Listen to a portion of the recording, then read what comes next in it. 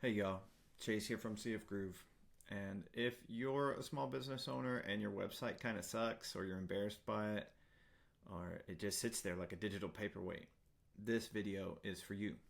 I've audited over 100 different small business websites, and so without further ado,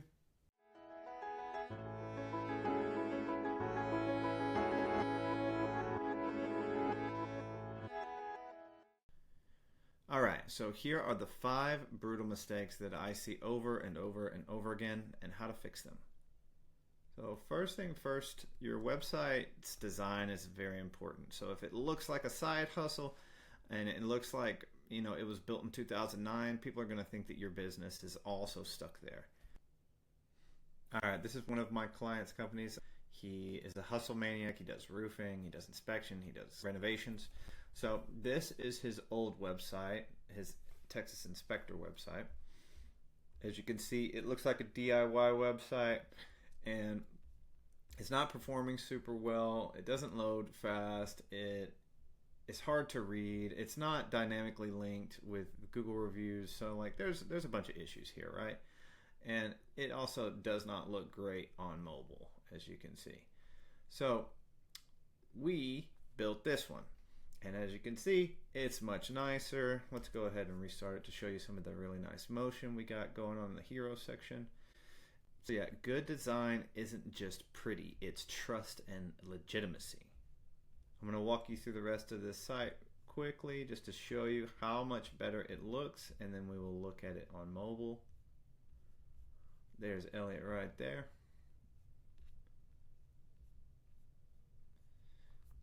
Let's take a look on mobile. Looks fabulous. Fabulous. So that's why design is important. Because if you go to your competitor's website and it looks like this and yours looks like this, they're going to go with you. I guarantee it. All right, second problem. You're invisible on Google. So you're not getting enough traffic, and that's usually code for Google can't find you. You're probably like not indexed properly, or you haven't set up the proper SEO stuff. So let's walk through that. First thing first is you want to get signed into Google Search Console and connect your website using what is called a DNS text record. It's kind of complicated, but you can just Google, how to set up Google Search Console with my website vtxt record, and it'll walk you right through that. When you register your site with Google Search Console, you immediately get your sitemap submitted, and it will submit your sitemap over and over, usually like weekly or monthly, and so it updates which pages on your website are served on Google. As you can see, they have 12 pages, and let's go take a look at what pages they are real quick. So as you can see, home, manage my plan, locations, menu, fundraising, so on and so forth. So most people skip the boring stuff, right? Like metadata and indexing, and that's why they don't show up. So we're going to talk a little bit about metadata now, since we just talked about indexing and how to do that. So metadata, your title tag, your H1, your meta description, etc., etc. And I'm going to show you those one by one real quick. But you want to use real keywords that people search, like your service, like your service in your city. So this is excuse Athena. Oh, it's Safira. So this is another client of mine. They do counseling and therapy, and their H1 is actually counseling services in Southlake, Texas.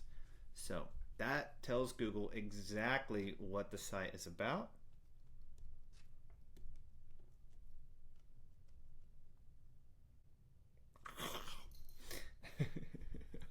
So let's take a look at that real quick. This is a tool.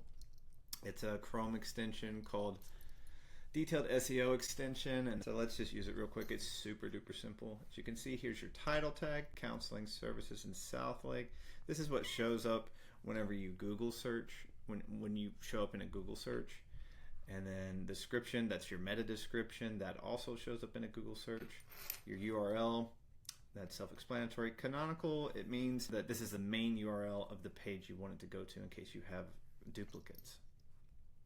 Don't worry about the robots tag. And then click headings and it will show you your H1, which is the most important thing that lets Google know what your website is about. So counseling services in Southlake, pretty simple. H2s, some of these H2s are kind of a problem and we need to clean them up a little bit, but like Anchor of Hope is good, counseling is good, counseling can help, explore our range is good, counseling and specialties, testimonials, stuff like that is good for H2. And you can drill down even deeper into like H3, 4, 5, and 6. That's really it for the SEO stuff. All right, problem number 3. No clear call to action. So call to action means like what buttons say. So contact us or what we do or get started. So you want these buttons to tell the user exactly what to do so that they're not questioning, so that they don't see a button that says learn more and they have no idea like where it's taking them or what they're doing. So if you have a contact us button, it needs to take you to the contact page, right? So that they can contact you. Some of the design stuff that I've started doing is adding 2 CTAs, and this one is generally just takes you to the next section of the website. And as you can see, this one will take you to the About Us page. This one will show you the services, so on and so forth. So just make sure that your buttons are saying exactly what you want it to say and what you want the user to do. Either go to this page, go to the products page, go to the shop, contact us, call us, so on and so forth. And make sure if you do have a call us button that you're using a tell link. And I'll show you what that looks like real quick. All right, so this is another client of mine. It's a car wash in Florida, in Fort Myers. See, as you can see, car wash in Fort Myers. That's your H1 right there. That's what you want. So the tell link right here, this is a phone number, right? So this is what they want their ideal client to do, is to call them or get directions, right? So this takes them directly to the Google Maps link, and then this button calls their phone number. This is called a tell link, and the way to do that is by making the link say TEL semicolon and then the phone number. And then you also can include a short form. You don't want to put a lot of qualifiers on a form just because it's cumbersome for people. You'll get less spam that way, but you'll get more contact if the form is short and sweet. Let me show you short and sweet real quick. Name, email, phone, message. Pretty simple. All right, the 4th problem. Okay, let's go. The 4th problem is that your website is broken on mobile or just looks bad on mobile. Over half of your visitors are going to be on their phones, and the phone traffic is taking more and more of a percentage of overall traffic every day. So many sites look busted. I'm going to show you 2 or one that doesn't look great, and then the updated version of it. All right, here we go. So this is Northgate, another client of mine. They're commercial construction. This is their old website here. It has some problems. It's not the worst I've ever seen. Some overlap here. Some of the content doesn't really fit. It's just pretty bland, and like that's okay, but these people are like a premier commercial construction company in Dallas, and you want to show that with your website so that when a potential client goes and checks out your website, they don't think you're less than you are. So this is the new website that we're building them. I'll go ahead and refresh one more time so you can see some of the nice motion. As you can see, it's pretty clear what it is. Commercial construction, built on trust, based in Addison, Texas, blah, blah, blah. I'm just going to scroll through this and let you see how much better it looks than their current website.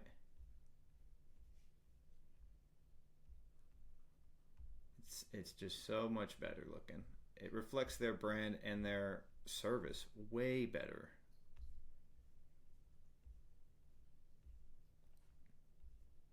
Anyway, you get it. Pretty nice.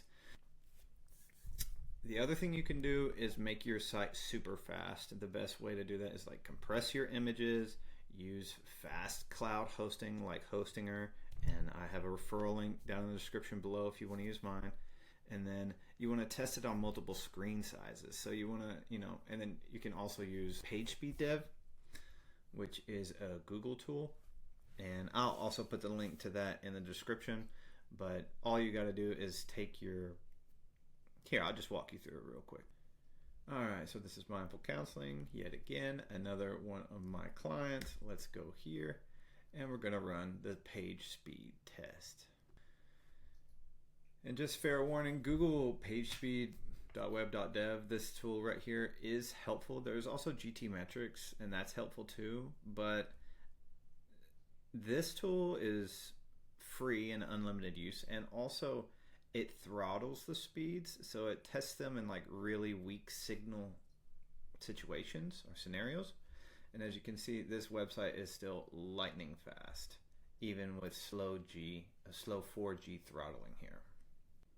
So use fast hosting, Hostinger, and then also SiteGround is really good.